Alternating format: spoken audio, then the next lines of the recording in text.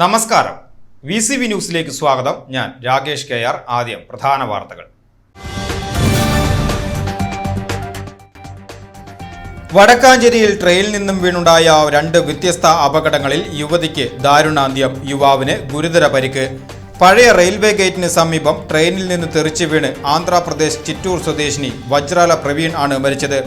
തിരൂരിൽ നിന്നും യാത്ര തുടങ്ങിയ ഇവർ വാതിൽക്കൽ ഇരുന്ന് യാത്ര ചെയ്യവേ വീണതാകാമെന്നാണ് നിഗമനം. വടക്കാഞ്ചേരി റെയിൽവേ സ്റ്റേഷനിൽ ട്രെയിനിൽ നിന്നും വീണ കക്കാട് സ്വദേശി വിനായകന്റെ ഇടത് കൈയറ്റു. തലയ്ക്കും ഗുരുതര പരിക്കുണ്ട്. യുവാവിന് തൃശൂർ മെഡിക്കൽ കോളേജ് തീവ്രപരിചരണ വിഭാഗത്തിൽ പ്രവേശിപ്പിച്ചു. മരിച്ച യുവതിയുടെ മൃതദേഹം ഇൻക്വസ്റ്റ് നടപടികൾക്ക് ശേഷം മോർച്ചറിയിലേക്ക് മാറ്റി.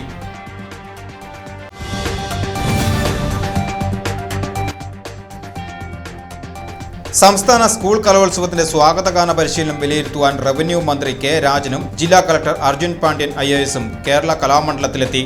കലാമണ്ഡലം കൂത്തമ്പലത്തിൽ നടക്കുന്ന വിദ്യാർത്ഥികളുടെ പരിശീലനം നേരിൽ കണ്ട മന്ത്രിയും ഉദ്യോഗസ്ഥരും കലാപ്രതിഭകളെ അഭിനന്ദിച്ചു. കലോത്സവത്തിനായുള്ള കലവറ ഒരുക്കങ്ങളും ആരംഭിച്ചു. പഴയിടം മോഹനൻ നമ്പൂതിരിയുടെ നേതൃത്വത്തിൽ 13-ാം തീയതി പാലുകാച്ചൽ ചടങ്ങോടെ പാചകപ്പുര സജീവമാകും. ഒരേ സമയം 4000 പേർക്ക് ഭക്ഷണം കഴിക്കാവുന്ന വിപുലമായ പന്തലാണ് സജ്ജമാക്കുന്നത്. രാത്രി വൈകിയും കലവറ പ്രവർത്തിക്കുമെന്ന് പാചകപ്പുര സന്ദർശിച്ച മന്ത്രി K. രാജൻ അറിയിച്ചു.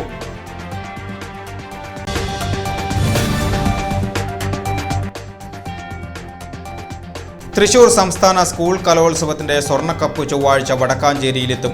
MLA സേവ്യർ ചിറ്റിലപ്പള്ളിയുടെ നേതൃത്വത്തിൽ നഗരസഭയും പൗരാവലിയും ചേർന്ന് government model boys higher secondary സ്കൂളിൽ വൻ വരവേൽപ്പ് നൽകും. സബ് ട്രഷറി പരിസരത്ത് നിന്നും താളമേളങ്ങളുടെ അകമ്പടിയോടെ സ്വീകരിച്ച് സ്വർണ്ണക്കപ്പ് ഓഡിറ്റോറിയത്തിലേക്ക് ആനയിക്കും. കലോത്സവത്തിന് മുന്നോടിയായി ചേലക്കരയിൽ തിങ്കളാഴ്ച സ്വർണ്ണക്കപ്പിന് ആവേശകരമായ സ്വീകരണം നൽകി.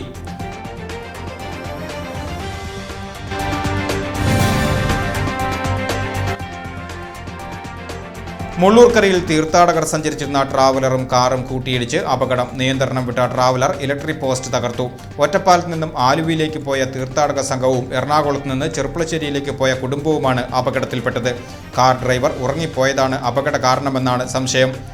വടക്കാഞ്ചേരിയിൽ നിന്ന് ഫയർഫോഴ്സ് എത്തി റോഡിലെ ഇന്ധനം കഴുകിക്കളഞ്ഞു. വൈദ്യുതി പോസ്റ്റ് തകർത്തതിനെ തുടർന്ന് പ്രദേശത്ത് വൈദ്യുതി ബന്ധവും തടസ്സപ്പെട്ടു.